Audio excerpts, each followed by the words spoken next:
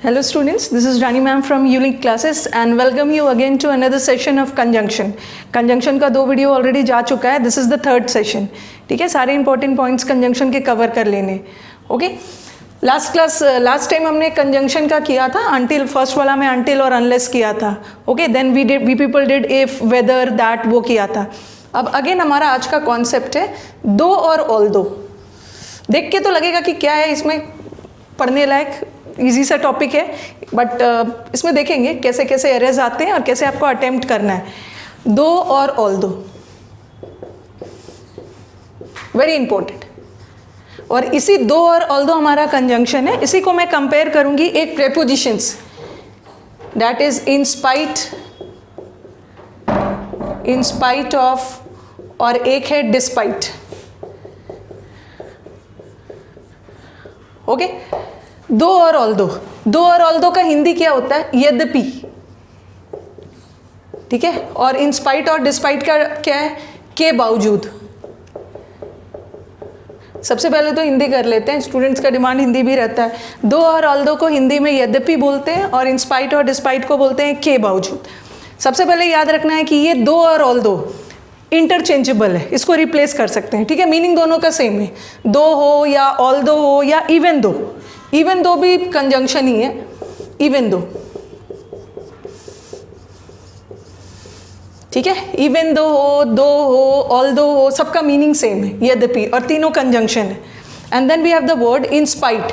In spite of और despite, दोनों का मतलब है के बावजूद, बट डिफरेंस क्या है कि इन स्पाइट के साथ ऑफ लगता है और डिस्पाइट के साथ ऑफ नहीं लगता है.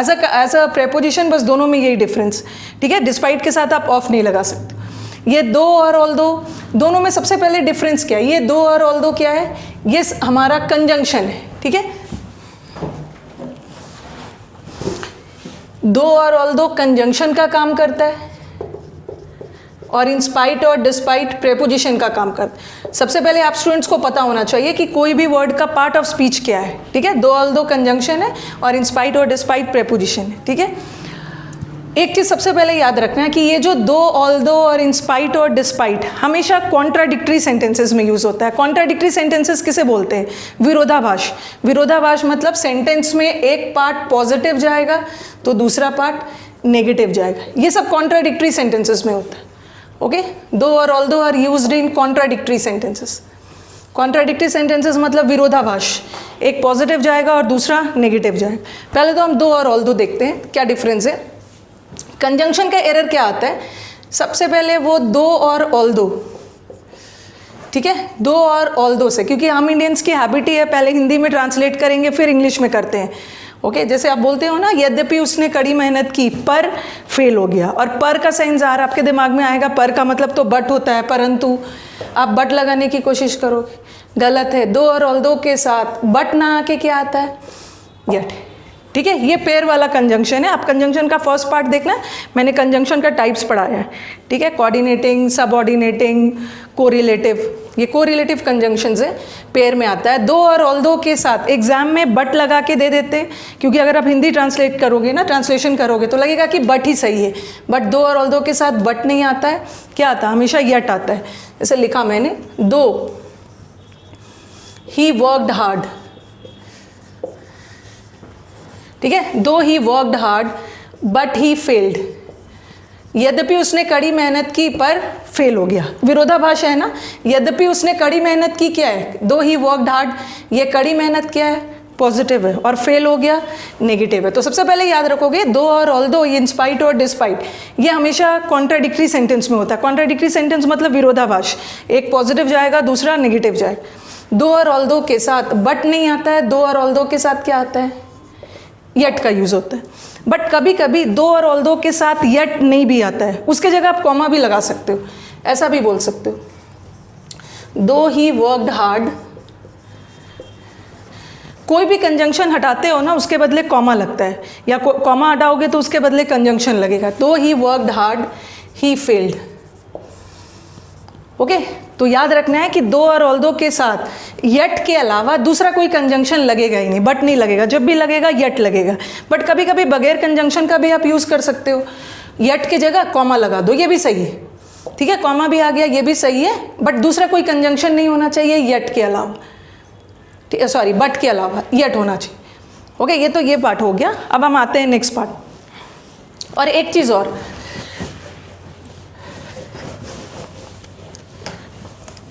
एक चीज़ आपको याद रखना है कि अभी तो मैंने बोला कि ऑल्दो और दो के साथ,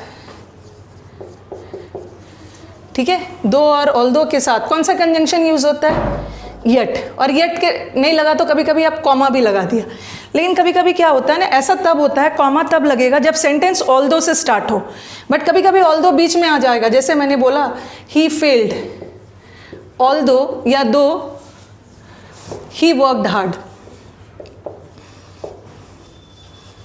ठीक है। जब हमारा ऑल्दो बीच में आ जाए ना, दो या ऑल्दो बीच में आ जाए तो कंजंक्शन की ज़रूरत, सॉरी कॉमा की ज़रूरत नहीं पड़ेगी। कॉमा की ज़रूरत कब पड़ती है, जब कंजंक्शन से ऑल्दो से सेंटेंस स्टार्ट हो। ओके, ये पार्ट हो गया। अब आ जाओ, अभी मैंने बोला कि डिस्पाइट, डिस्पाइट के साथ ऑफ नहीं लगता है, इंस्पाइट के साथ ऑफ लगता है। और अभी मैंने आपको बोला दो और ऑल्दो, डिस्पाइट और इंस्पाइट ये तो कंजंक्शन है, और दो और ऑल्दो ये, सॉरी डिस्पाइट और इंस्पाइट ये तो प्रेपोजिशन है, और दो और ऑल्दो कंजंक्शन है। बट दोनों में डिफरेंस क्या है, ठीक है। अभी मैंने बताया कि ये इंस्पाइट के साथ ऑफ आता है, डिस्पाइट के साथ ऑफ नहीं आता, ये प्रेपोजिशन है, ठीक है, और ये कंजंक्शन है, और दोनों विरोधाभास में यूज़ होता है। बट कभी कभी आपके ऑप्शंस में दोनों आ जाएगा, बट चुनना तो आपको उसमें से एक है, तब आप किस बेसिस पे छाटोगे बता रही हूँ। इंस्पाइट और डिस्पाइट प्रेपोजिशन है, इसका मतलब है कि ये किसके पहले यूज़ होगा, बिफोर नाउन, क्योंकि हमने पढ़ा है कि प्रेपोजिशन किसके पहले यूज़ होता है, नाउन या प्रोनाउन से पहले, ठीक है। और ऑल्दो और दो जो है इसके साथ हमेशा एक क्लॉज लगता है, क्योंकि सेंटेंस का काम, कंजंक्शन का काम क्या होता है, या तो वर्ड को जोड़ना, या तो फ्रेज को जोड़ना, या तो क्लॉज को जोड़ना। तो आप देख लोगे कि डिस्पाइट या ऑल्दो में से क्या लगाना है। देख लोगे कि अगर क्लॉज आ रहा है तो दो और ऑल्दो लगाओगे, अगर नाउन आ रहा है तो उसके साथ डिस्पाइट या इंस्पाइट लगा दोगे, ठीक है। क्लॉज का मतलब क्या है, बताया था मैंने, उपवाक्य, सब्जेक्ट और वर्ब मिलके क्या बनाता है, क्लॉज बनाता है। अभी मैं आपको सेंटेंस के थ्रू समझा रही हूँ।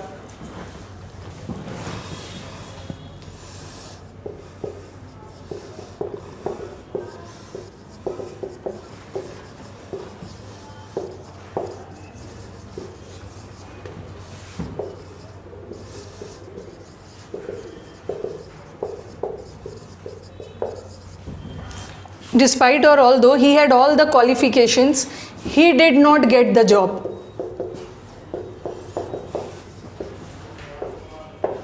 ठीक है, सारे क्वालिफिकेशंस होने के बावजूद भी उसको जॉब नहीं मिली, और ये विरोधाभास वाला स्टेटमेंट है। विरोधाभास इन द सेंस कि उसके पास सब क्वालिफिकेशंस था, ये तो पॉजिटिव है, बट उसे जॉब नहीं मिला, क्या नेगेटिव। तो ये तो कॉन्ट्राडिक्टरी सेंटेंस है, और कॉन्ट्राडिक्टरी सेंटेंस में हम डिस्पाइट भी यूज़ कर सकते हैं और ऑल्दो भी यूज़ कर सकते हैं। तो देखना है कि अगर क्लॉज है बाद में, ऑल्दो के बाद हमेशा एक क्लॉज आएगा, और नाउन है तो डिस्पाइट लगाओगे, क्योंकि ये हमारा डिस्पाइट क्या है, प्रेपोजिशन है, और प्रेपोजिशन के साथ हमेशा किसके पहले लगता है, नाउन से पहले।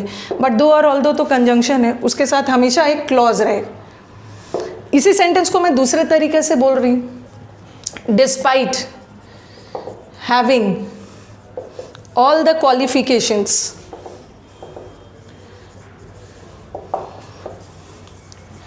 he did not get the job। देखो दोनों जगह बात मैंने सेम बोला, क्वालिफिकेशंस होने के बावजूद भी उसे जॉब नहीं मिला। क्वालिफिकेशंस होना क्या है, पॉजिटिव है, और जॉब नहीं मिलना नेगेटिव है, ठीक है। विरोधाभास है, इसमें से आपको डिस्पाइट भी यूज़ कर सकते हो और इंस्पाइट भी यूज़ कर सकते हो, क्योंकि सॉरी डिस्पाइट भी यूज़ कर सकते हो, ऑल्दो भी यूज़ कर सकते हो, इंस्पाइट भी यूज़ कर सकते हो। लेकिन देख लेना कि अगर ऑफ लगा है तब इंस्पाइट यूज़ करोगे, डिस्पाइट के साथ ऑफ का यूज़ नहीं होता। अब आपके दिमाग में आएगा दोनों तो विरोधाभास वाला स्टेटमेंट्स है, तो क्या पिक करना है, कैसे पिक करना है। ये देखो, ही क्या है, सब्जेक्ट, और हैड क्या है, वर्ब, और सब्जेक्ट और वर्ब मिलके क्या बनाता है, क्लॉज। और अभी हमने देखा कि क्लॉज किसके साथ यूज़ होता है, कंजंक्शन के साथ। अगर क्लॉज है तो कंजंक्शन का यूज़ करो, नाउन या प्रोनाउन है तो डिस्पाइट का यूज़ करो। अब देखो यहाँ पे क्लॉज है तो क्लॉज के साथ दो या ऑल्दो को यूज़ कर सकते। अब नेक्स्ट वाला सेंटेंस देखो, ऑल्दो ये despite having all the qualifications, बात तो मैंने दोनों जगह सेम ही बोला है, लेकिन इसके बाद देखो ये हैविंग है, ठीक है। ये हैविंग क्या है, ये हैविंग तो क्लॉज है नहीं, क्लॉज होने के लिए तो सब्जेक्ट प्लस वर्ब चाहिए। ये हैविंग हमारा जीरेंड है, और जीरेंड वाला वीडियो आप देख सकते हो, जीरेंड इन्फिनेटिव और पार्टिसिपल के बीच में मैंने डिफरेंस समझाया है। जीरेंड भी क्या होता है, जब वर्ब का आईएनजी फॉर्म नाउन का काम करने लगे उसे क्या बोलते हैं, जीरेंड। तो जीरेंड भी एक तरह का क्या है, नाउन ही है, वर्बल नाउन जिसे बोलते हैं। तो यहाँ पे हैविंग जीरेंड है और जीरेंड भी नाउन है, और जब नाउन लगा है तो नाउन के पहले क्या लगता है, नाउन के पहले कंजंक्शन तो लगेगा नहीं, प्रेपोजिशन लगेगा। ओके, ये सब सेंटेंस देखो, अभी और भी एक दो दे रही हूँ। अब इंस्पाइट और डिस्पाइट मीनिंग तो दोनों का सेम है, दोनों प्रेपोजिशन है, बट उसके साथ ऑफ लगेगा।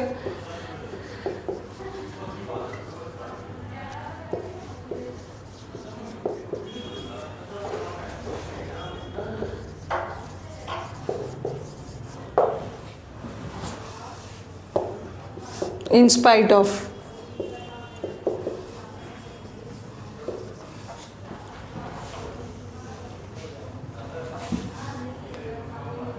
चलो इन स्पाइट से तो क्लियर हो जाएगा।